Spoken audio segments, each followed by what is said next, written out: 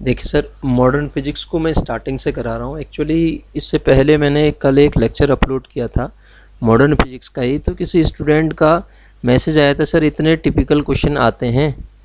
तो मैं आपको एक बात बता देता हूँ, टिपिकल क्वेश्चन नहीं, वो एग्ज़ाम की क्वेश्चन ही है। आपने थ्योरी नहीं पढ़ रखी ना इसकी, इसलिए टफ लग रहे हूँ। मैं पूरी 1-2 लेक्चर में आपको इसकी पूरी मॉडर्न फिजिक्स की थ्योरी समझा देता हूँ। फिर जो क्वेश्चन एग्जाम में आ सकते हैं ना, आप इस थ्योरी, ये 2-3 लेक्चर आप स्टार्टिंग से लास्ट तक पूरा देखिए इनको, ठीक है। पूरी की पूरी थ्योरी समझाता हूँ, उस पे के बाद आप उन क्वेश्चंस को करना, उस लेक्चर को उसके बाद देखना, आपको समझ में आ जाएगा सारा का सारा, ठीक है।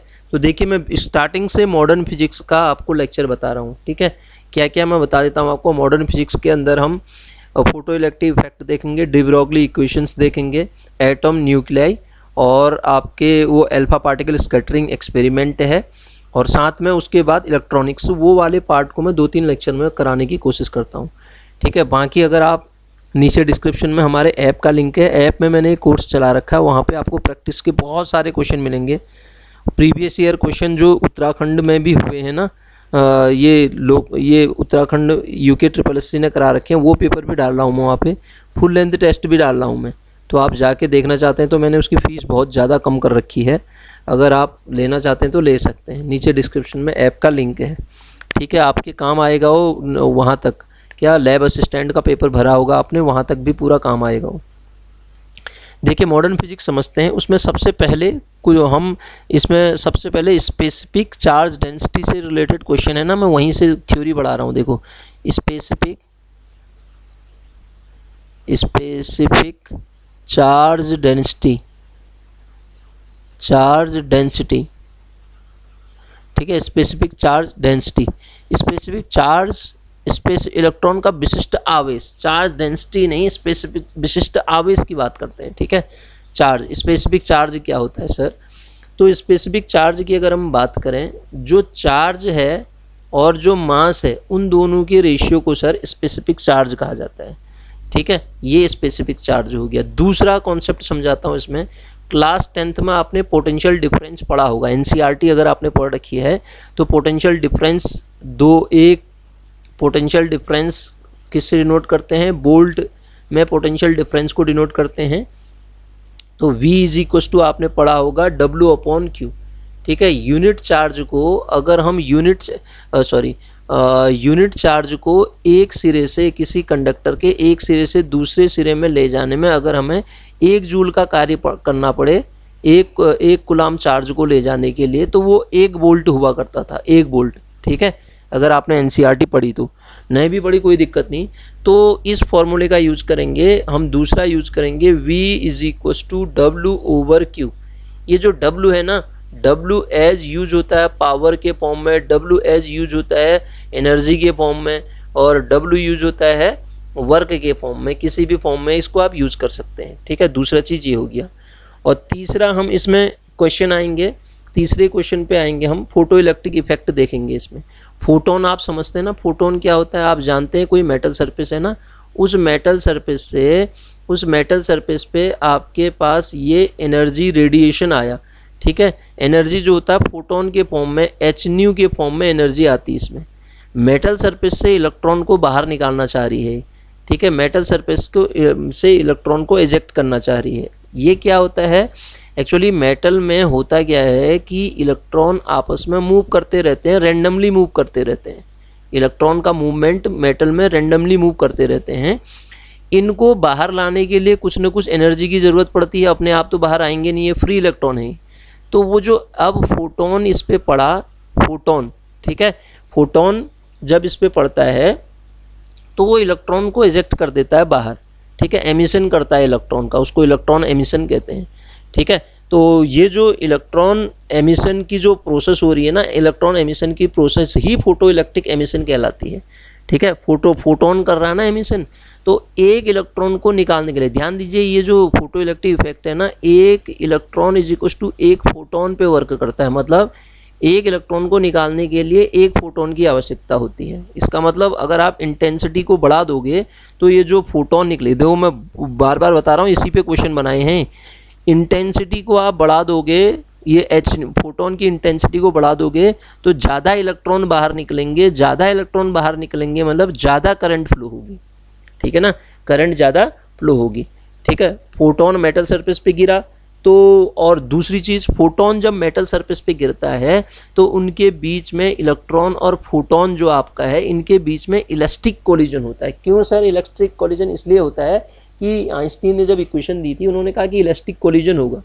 इलास्टिक कोलिजन होने से क्या होगा कि वो जो मोमेंटम होगा वो कंजर्व रहेगा, ठीक है। एनर्जी ना तो गेन होती है ना लॉस होती है ना, तो मोमेंटम को कंजर्व रखा जाए इसलिए वो कोलिजन जो होता है आपका इलास्टिक कोलिजन होता है, ठीक है।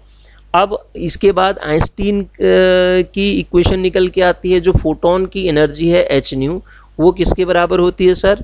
Phi naught work function plus kinetic energy के बराबर होती है सर। ये आइंस्टीन का इक्वेशन है, बहुत ज़्यादा इंपॉर्टेंट इक्वेशन है, ध्यान दीजिएगा। फोटोन की एनर्जी जो होती है फाई नॉट, जो ये वर्क फंक्शन, इसको कार्यफलन कहते हैं हिंदी में, तो इसके बराबर होती है। जैसे अगर आप इसको और समझना चाहते हैं, 100 रुपये का आपने कोई 100 रुपये की कोई चीज़ ली, ठीक है, 100 रुपये में कोई एडिशनल चार्ज जुड़ा आपका, 10 रुपये एडिशनल चार्ज जुड़ गया, ठीक है। तो जो 110 रुपये आपने दिया ना, टोटल एनर्जी 110 रुपये, 110 रुपये दिया तो 100 रुपये प्लस 10 रुपीज़, ठीक है। ये एडिशनल चार्ज जो है वो काइनेटिक एनर्जी है। ये चार्ज आपका जो है, ये जो चार्ज है, ये चार्ज क्या है आपका, ये क्या है आपका वर्क फंक्शन है, और ये काइनेटिक एनर्जी के फॉर्म में कंजर्व रहेगा, ठीक है। ये मिनिमम एनर्जी है, ये वो मिनिमम एनर्जी है, ठीक है। ये क्या है आपका वर्क फंक्शन है, मिनिमम एनर्जी, ठीक, वो वर्क फंक्शन कहलाता है मिनिमम एनर्जी। इसको हिंदी में क्या कार्यफलन कहते हैं, ठीक है। हिंदी में इसको क्या कहा जाता है? कार्यफलन कहा जाता है, ठीक है। अच्छा, और ये आइंस्टीन की इक्वेशन, तो इसमें इतने ही क्वेश्चन ले रखे हैं अभी, ठीक है। स्पेसिफिक चार्ज हो गया, आइंस्टीन की इक्वेशन होगी। फोटोन के बारे में तो आप जानती हैं, फोटोन क्या होता है उसका। अच्छा, एक क्वेश्चन और बताता हूँ। फोटोन जो होता है ना, उसका रेस्ट मास 0 होता है सर। ये आइंस्टीन की इक्वेशन से ही निकला, वो मैंने थ्योरी में भी पढ़ा रखा है। Rest mass of photon is always 0। और फोटोन की एनर्जी जो होती है लाइट की, फोटोन की जो स्पीड होगी वो लाइट की जो स्पीड होती है वही फोटोन की स्पीड होती है। लाइट रेडिएशन ही तो है वो, और लाइट से ज़्यादा रेडिएशन तो किसी स्पीड तो किसी की हो ही नहीं सकती है ना। तो जो लाइट की स्पीड होगी वही फोटोन की स्पीड भी होती है सर, ठीक है। तो ये कुछ फैक्ट थे, इन पे बेस्ड पहले क्वेश्चन कर लेते हैं, फिर जैसे जैसे आगे वो क्वेश्चन आएंगे मैं थ्योरी भी आपको समझाता जाऊंगा, ठीक है। इसमें हमने समझा इलेक्ट्रॉन एमिशन, मेन चीज़ इलेक्ट्रॉन एमिशन क्या है? मेटल सरफेस से इलेक्ट्रॉन्स को बाहर निकालना। उसके लिए क्या काम करता है? ये रेडिएशन, फोटोन जब पड़ा, ठीक है ना, अपने आप तो इलेक्ट्रॉन बाहर निकलेंगे नहीं। जब इसमें फोटोन स्ट्राइक करेगा मेटल सरफेस पे, फोटोन स्ट्राइक करेगा सर मेटल सरफेस पे, जब फोटोन स्ट्राइक करता है तो तभी वो इलेक्ट्रॉन बाहर निकलते हैं, ठीक है। इलेक्ट्रॉन बाहर निकलेंगे तो उससे जो करंट फ्लो होगी वो फोटो इलेक्ट्रिक करंट कहलाती है। क्या कहलाती है? फोटो इलेक्ट्रिक करंट कहलाती है, ठीक है सर। तो अब समझते हैं हम क्वेश्चंस को, इसके एक एक करके क्वेश्चन समझाता हूँ। आप इन लेक्चर्स को पूरा देखिए, ठीक है। जो मैं अब अपलोड कर रहा हूँ तो पूरी मॉडर्न फिजिक्स समझ में आ जाएगी, 2-3 लेक्चर में ही करा दूंगा सारा। देखिए, specific charge of an electron, ये क्वेश्चन एग्जाम में ऐसे ही पूछे जाते हैं ना। ये कह रहा है स्पेसिफिक चार्ज कितना होगा एन इलेक्ट्रॉन, इलेक्ट्रॉन का विशिष्ट आवेश क्या होगा, ठीक है। इलेक्ट्रॉन का जो विशिष्ट आवेश लिखा है यहाँ ध्यान से, इलेक्ट्रॉन का विशिष्ट आवेश क्या होगा। तो अभी मैंने बताया आपको स्पेसिफिक चार्ज किसे कहते हैं। स्पेसिफिक चार्ज एक्चुअली जो होता है सर, वो होता है कितना, अगर हम स्पेसिफिक चार्ज की बात करें तो स्पेसिफिक चार्ज क्या होता है? Q/m ना, Q/m के बराबर होता है स्पेसिफिक चार्ज। तो इलेक्ट्रॉन का कितना होगा? इलेक्ट्रॉन का आवेश होता है 1.6 × 10⁻⁻⁻19, और अपॉन मास होता है 9.1 × 10⁻⁻31, ठीक है। तो जैसे ही आप इसको सॉल्व करेंगे तो ये निकल के आएगा 1.6 × 10⁻, ये है ना, तो ये सॉल्व हो के आएगा सर 1.76 × 10⁻11। अब यूनिट अगर आप कहोगे इसकी तो कूलाम पर, सॉरी ये यूनिट कहोगे तो आप यूनिट को इसकी यूनिट लिखने के लिए आ जाए तो आप क्या लिखेंगे? ये कूलाम आवेश है ना, कूलाम पर केजी, कूलाम पर केजी यूनिट हो जाएगी ना, मास है ना, कूलाम पर केजी। तो इसका ऑप्शन कौन सा सही हो जाएगा सर? पहले क्वेश्चन का ऑप्शन सी ऑप्शन करेक्ट हो जाएगा। क्लियर है? अगला क्वेश्चन देखते हैं। An electron acylated through a potential difference of 45.5 volt. कोई इलेक्ट्रॉन 45.5 वोल्ट के 45.5 वोल्ट के पोटेंशियल डिफरेंस से एसिलेटेड है, तो वेलोसिटी एक्वायर्ड बाय इट, इसके द्वारा जो वेलोसिटी एक्वायर होगी वो कितनी होगी आपको निकालना है। सर आप जानते हैं, अभी मैंने फॉर्मूला बता रखा है, W is equal to Q into V formula बताया था आपको, W is equal to Q into V बताया था। और W जो होता है वर्क एनर्जी थ्योरम कहती थी, W एनर्जी है, एनर्जी मतलब kinetic energy, 1/2 mv² is equal to Q into V आता है। तो यहाँ से जब v² को आप सॉल्व करते हैं तो ये आ जाता है 2qv/m, और जब v निकालेंगे आप, ये भी क्वेश्चन पूछा जाता है जो मैं लिख रहा हूँ यहाँ पे, 2qv/m का अंडर रूट, 2qv/m का अंडर रूट, ये क्या हो गया सर? v आ गया। ठीक है, तो अब यहाँ पे v मुझे अगर निकालना है तो ये सारी वैल्यू रख देंगे हम, 2 इंटू क्यू, चार्ज कितना है 1.6 इंटू 10⁻⁻19 इंटू ये कितना है 45.5 अपॉन नीचे कितना आएगा 9.1 इंटू 10⁻31। तो इसको जब आप सॉल्व करेंगे इक्विवेलेंट रिजल्ट आएगा, ये इक्विवेलेंट रिजल्ट लगभग आ जाता है 4 × 10⁴ के बराबर। ठीक है, आप ये फॉर्मूला भी याद रखेंगे। ठीक है, अगर कैलकुलेशन टिपिकल लगे तो फॉर्मूला तो आपको याद रखना ही है, फॉर्मूला भी अपने आप में क्वेश्चन है वो। अगला क्वेश्चन पूछा है, देखो, ratio of specific charge of alpha particle to proton. Alpha particle और प्रोटॉन के स्पेसिफिक चार्ज का रेशियो पूछ रहा है सर। अभी मैंने आपको बता रखा है स्पेसिफिक चार्ज किसे कहते हैं, आवेश को m से भाग कर दो मास से, उससे। तो ये हमें किसका रेशियो निकालने के लिए पूछ रहा है, अल्फा पार्टिकल का और प्रोटॉन का। तो हम जब अल्फा पार्टिकल के लिए कहेंगे तो चार्ज अल्फा पार्टिकल का अपॉन मास अल्फा पार्टिकल का अपॉन, ये तो स्पेसिफिक चार्ज हो गया अल्फा पार्टिकल के लिए, और चार्ज जो प्रोटॉन में है अपॉन मास जो प्रोटॉन का है। तो इसको इक्विवेलेंटली सॉल्व किया जाएगा तो चार्ज अल्फा पार्टिकल का इंटू मास ऑफ प्रोटॉन आएगा, अपॉन चार्ज आपका प्रोटॉन का आएगा और मास ऑफ अल्फा पार्टिकल आएगा। तो जैसे ही ये आपने लिखा, आप जानते हैं ये जो ऊपर क्या आ रहा है, चार्ज अल्फा पार्टिकल पर, अल्फा पार्टिकल पे जो चार्ज होता है ना सर, वो 2 इंटू प्रोटॉन के चार्ज के बराबर होता है, और प्रोटॉन के मास को मैं ऐसे ही रहने दूंगा। अगली चीज़, नीचे प्रोटॉन के चार्ज को भी ऐसे ही रहने दूंगा, और जो अल्फा पार्टिकल का मास होता है ना सर 2He4 होता है ना, 4 टाइम मास ऑफ प्रोटॉन के बराबर होता है। तो अब आप देखो, इससे ये कटेगा, मास ऑफ प्रोटॉन से मास ऑफ प्रोटॉन कटेगा, 2 से ये 2 बार कटेगा, तो ये कितना आ जाएगा 1:2, 1:2 के बराबर आ जाएगा। तो ऑप्शन कौन सा करेक्ट हो जाएगा इसमें, सी ऑप्शन करेक्ट ऑप्शन हो जाएगा सर। क्या आ जाएगा, सी ऑप्शन इसका करेक्ट हो जाएगा। आगे देखते हैं अगला क्वेश्चन, देखो, kinetic energy of electron which is acylated through a potential of 100 volt. 100 volt से फिर काइनेटिक एनर्जी की बात कर रहा है। मैंने आपको अभी 2-3 ही रिजल्ट बता रखे हैं, तो उन 2-3 रिजल्ट से जो क्वेश्चन बनेगा, W बराबर Q इंटू वी। W मतलब kinetic energy 1/2, kinetic energy 1/2 mv² is equal to किसके बराबर आएगा सर, Q इंटू वी के बराबर। किसकी बात कर रहा है, काइनेटिक एनर्जी ऑफ इलेक्ट्रॉन कह रहा है। देखो, काइनेटिक एनर्जी ऑफ इलेक्ट्रॉन की बात कर रहा है। तो इलेक्ट्रॉन पे चार्ज 1.6 इंटू 10⁻⁻19 इंटू पोटेंशियल कितना दे रखा है 100, पोटेंशियल कितना दे रखा है 100, तो ये आ जाएगा 1.6 इंटू 10⁻⁻17 काइनेटिक एनर्जी है। तो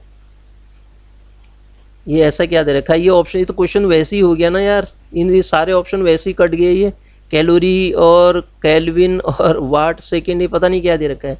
अपने आप ही क्वेश्चन ये आ जाएगा। इस क्वेश्चन को तो सॉल्व भी करने की ज़रूरत नहीं पड़ेगी आपको, यूनिट देख के ही आप, वो यूनिट है ही नहीं उसमें जो और दे रखी हैं, तो यूनिट देख के ही क्वेश्चन को सॉल्व कर सकते हैं कि जूल वाली यूनिट एक ही है इसमें, तो बिना सॉल्व करे क्वेश्चन सॉल्व हो जाएगा ये, मतलब बिना सिंप्लीफाई करे। अगला कह रहा है ए particle which has zero rest mass, अभी बताया मैंने फोटोन का रेस्ट मास जीरो होता है, कोई पार्टिकल ऐसा जिसका रेस्ट मास जीरो है, and non zero energy and momentum, must travel with speed of light, speed of light से चलता है, कांस्टेंट स्पीड ऑफ लाइट से चलता है, जिसका rest mass am not zero होता है, वो कौन होता है? फोटोन होता है सर। फोटोन लाइट से ज़्यादा स्पीड की तो हो ही नहीं सकती ना। पहली बात तो इसकी ऑप्शन देखो, ग्रेटर देन सी से अधिक तो किसी की स्पीड हो नहीं सकती है, और टेंडिंग टू इन्फिनिटी स्पीड भी हो नहीं सकती है, तो या तो लेस देन सी होगी, सी से कम, लेस देन मतलब कुछ वैल्यू दी होनी चाहिए ना, अगर आप तुक्का भी लगाना चाहते हो तो सी से कम क्या होता है, सी से कम क्या होगा? इन्फिनिटी से कम भी तो इन्फिनिटी हुआ ना, सी मतलब सॉरी सी से कम में तो कुछ आ सकता है, सॉरी, तो ये दोनों ऑप्शन करेक्ट हो सकते हैं, तो आप तुक्का भी लगाओ तो ऐसे देख सकते हैं। वैसे भी इसका जो इक्वल होता है सी की स्पीड के इक्वल होता है, स्पीड ऑफ लाइट वैक्यूम में इसी के बराबर होता है, तो ये कौन है ऐसा particle? Must travel with speed of light, A particle of rest mass non zero momentum must travel with speed of light, एक कण विराम द्रव्यमान शून्य और ऊर्जा संवेग अशून्य है, इसकी गति होगी। हाँ, तो वो फोटोन है, फोटोन की गति क्या होती है? स्पीड, जो लाइट की स्पीड होती है ना, वही फोटोन की स्पीड होती है, तो कौन सा ऑप्शन आ जाएगा? ए ऑप्शन इसका करेक्ट हो जाएगा। ठीक है, उससे ज़्यादा स्पीड से तो कोई चल नहीं सकता है ना।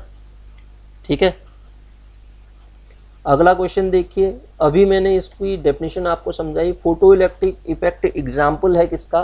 प्रकाश विद्युत प्रभाव। क्या होता है प्रकाश विद्युत प्रभाव? किसी मेटल सरफेस से इलेक्ट्रॉन के एमिशन होने की जो प्रोसेस है फोटोन के द्वारा, वही क्या है?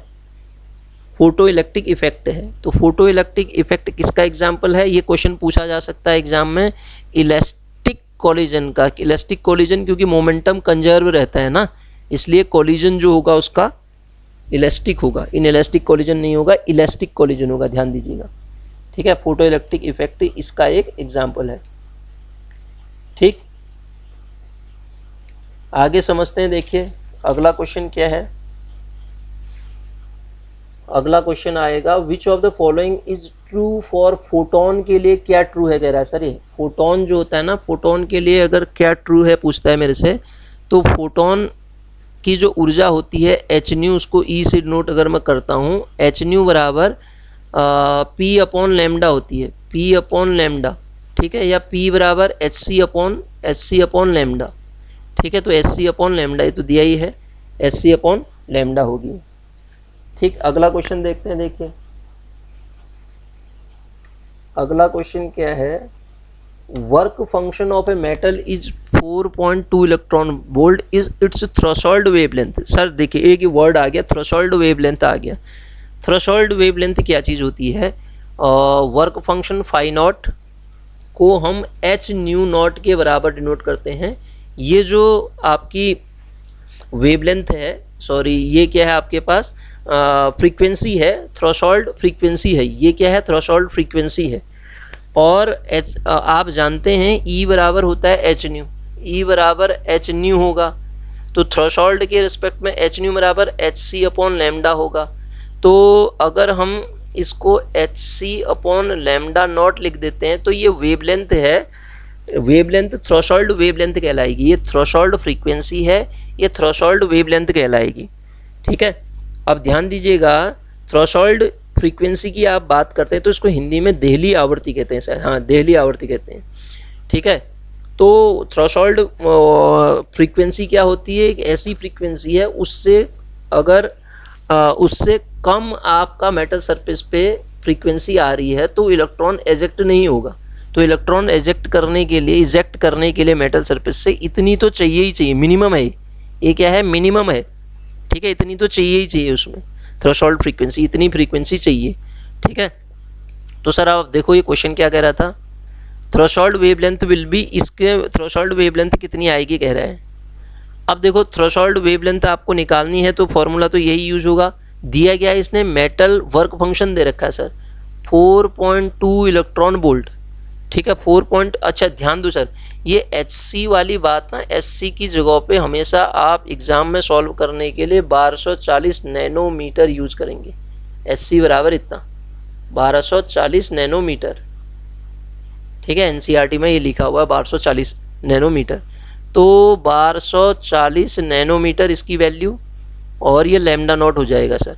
तो यहाँ से आपको निकालना क्या देहली तरंग दैर्ध्य निकालनी है ना, मतलब लैम्डा नॉट निकालना है। थ्रेशोल्ड बताया तो सही, ये थ्रेशोल्ड वेवलेंथ है। लैम्डा नॉट कितना आ जाएगा, यह आ जाएगा 1240 को जब आप 4.2 से डिवाइड करोगे तो ये फिर ये आएगा इलेक्ट्रॉन वोल्ट है, इतनी इलेक्ट्रॉन वोल्ट दे रखी है।